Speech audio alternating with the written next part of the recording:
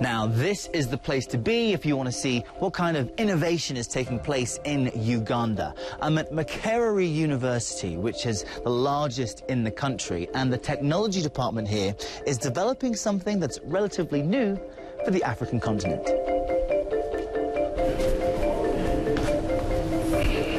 This must be the place.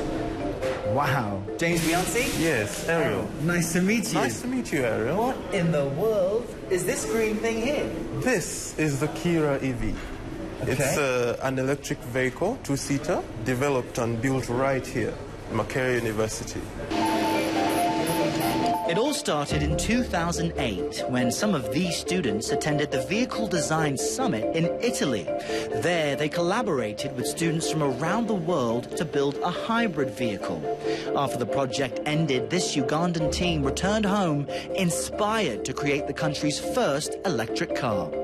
As far as I know, this isn't being done anywhere else on the continent outside of, I think, South Africa. Yeah. What made this team here, I know you're an industrial designer, Yeah. what made everyone here think that it could be done? Yeah. Really, we have the brains, we have the workmanship, and the team really came together. So it had to be done. It had to be done. We believed in ourselves, and everyone is really passionate about green energy right here. And what are these teams doing? Right now, we have guys interacting. We have the industrial design team, as you can see. They're trying out a few sketches if we intend to release some other models of the car. We have the programmers still writing code, because we really need to integrate some more sophisticated systems in the interactions of the car. Yeah. But really, James, all of this is just theory and concepts. Yeah. Unless we take the car out on the road. Oh, yeah. Oh, Can yeah. we do that? We're going to do that right now. Okay. With your help, of course. Oh, okay, great. Sure. What are we pushing the car? Yeah, we're going to first push it out, but then we drive on the road. Okay, let's do it. All right.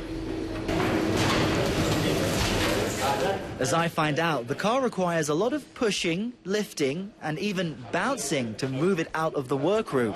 But everyone chips in, more or less. What are your fingers doing?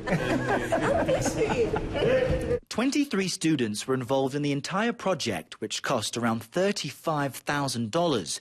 The group was worried that expense would stall production. But with a government grant, the team was able to move forward. And she's off. Whew. Forget about electric power, that's people-powered. Yeah. Once outside, I speak to one of the research assistants to get a better understanding of the car's components. Though some of the parts were imported, like the headlights and steering wheel, most of the other elements were designed and produced right here in Uganda. The body, we made this, it's handmade. We used wire mesh to reinforce fiberglass. So this is fiberglass? Yes, it is. Nice and light as well. Yes. Yeah, so that's one of the unique features about it. Yeah. And maybe also the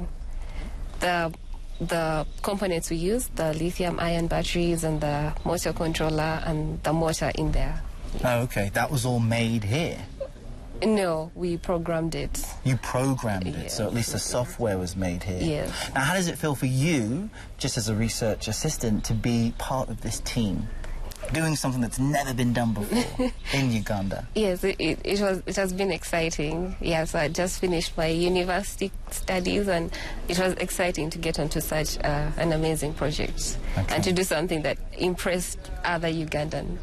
All right. Jump on in. Richard Madanda is another researcher on the team, and he's the one crazy enough to be in the car with me as I prepare for the test drive.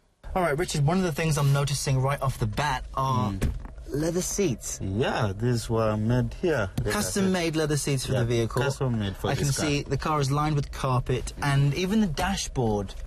Yeah, this dashboard Especially was made. also made here by local craftsmen, and of course using the technique which we use to make the body. So this is truly a homegrown product in Uganda? Yeah, this is homegrown. What about this computer screen? This is a display panel for the driver for purposes of displaying critical information regarding the batteries down there. Oh, the batteries are back here. Yeah. And I understand they're lithium-ion batteries, and they have, what, 64 cells in them. What does that mean? 64 cells, that means up to around 156 volts. That's the requirement to drive this vehicle. And we saw it was plugged in? Yeah, so for it's charging. charged? Yeah. And how far can it drive? It goes up to around 80 kilometers, yeah, when actually on a single charge? Yeah, when fully charged at home. Okay. Yeah.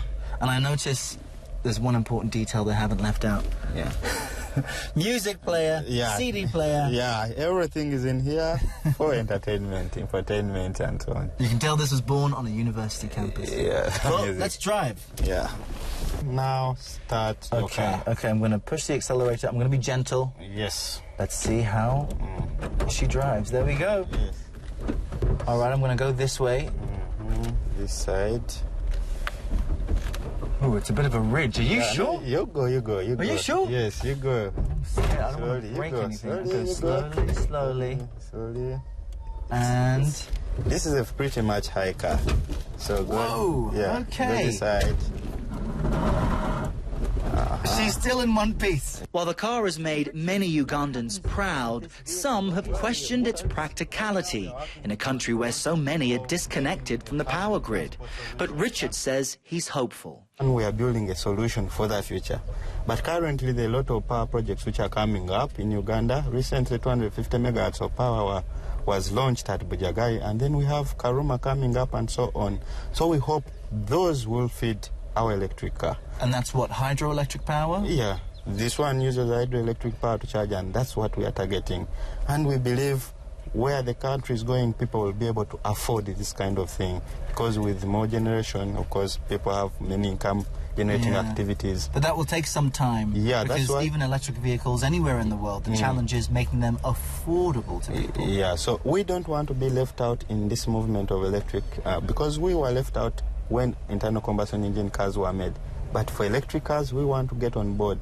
This team's ambitions don't end with the Kira EV. They're also working on another vehicle, this time a 28-seater bus that will run on both electric and solar power. Now, as I continue my journey through Kampala, I'm going to meet another innovative entrepreneur who's found sweet success tapping into the country's natural resources.